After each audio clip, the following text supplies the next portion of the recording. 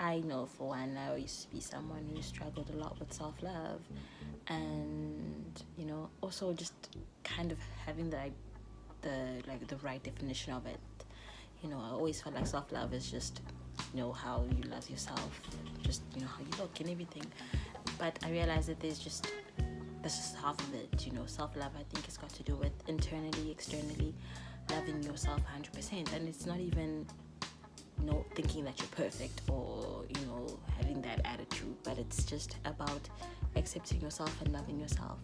The one thing I started to realize is something that is also affecting us a bit is social media. Let's be real, like Instagram, you, especially if you on it all the time, which is what I used to do, and as much as you don't want to, but it's just it is like kind of like comparing. You're seeing someone else's life, and then you're thinking, oh, I don't look like that, I don't have those legs.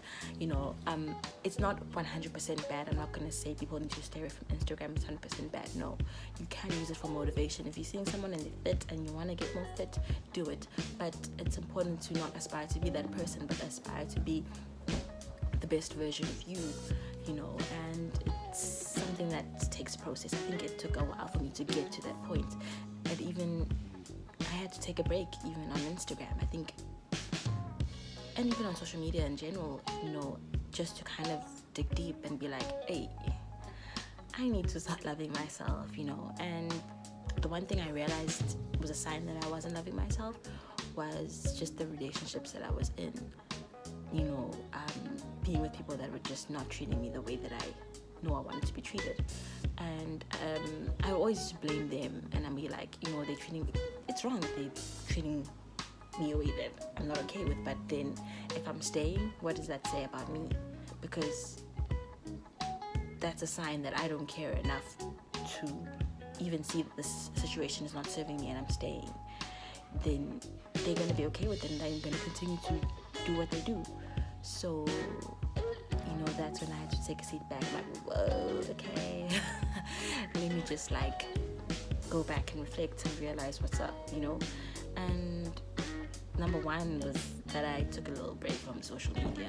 I think that's important. You gotta actually dig deep within yourself. And another tactic or a skill or something that I was trying to learn to do, is kind of do even if it's a mental checklist, or you can sit down and actually write it down, saying things that you love about yourself, not just physical, but internally, because beauty, end of the day, it's in the eye of the beholder, so there really isn't a one fit size about beauty and love. Beauty's you, it's in you. It's how you treat yourself, it's how you love yourself. If you love yourself, you need to start doing things to treat yourself. You can't just sit and wait for someone to see that value in you. You need to first see it in yourself. So things that I started doing was, one, taking care of myself physically, eating a lot healthier, doing something that I like. If that means going out, take yourself out, go buy yourself that dress, go do what you need to do, to make yourself feel better. Fine, that's externally, but even inside, you need to dig. And the only way you can do that is to sit down with yourself, with your emotions. And I think that's probably one of the most trickiest parts. I think that's where I struggled, because it's so quick, so easy to just be distracted and just look at other people and just, not focus on yourself. And when you sometimes just sit and just focus on yourself and be like, look at the parts about you that are ugly, that are beautiful, that are, everything about you. What you don't like is what you still should love. Everything, even your body, even internally, your soul.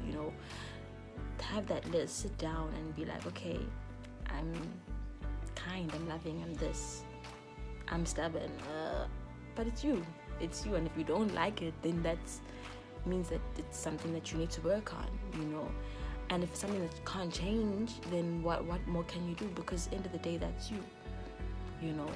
So if you are someone who's insecure about their weight, I know I've always been insecure about my weight, but I'm not gonna externalize that. If it's my problem, then it's something that I know that I can work on. Eat healthier, gym, you know. But also, it's not because you're doing it for other people, but it's because it's something that you want to do for yourself, and to get that validation from yourself. And I feel like the social media is amazing.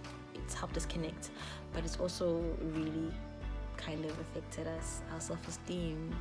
You know, you look at another person's life and you think that that's how it needs to be, like that's how you need to be, but that's their journey and you on your own journey, you know.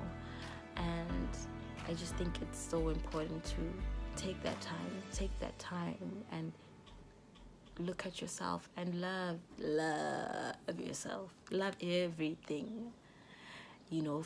Feel content, and it's not even about what another person thinks. It's got nothing to do with another person. It's about you.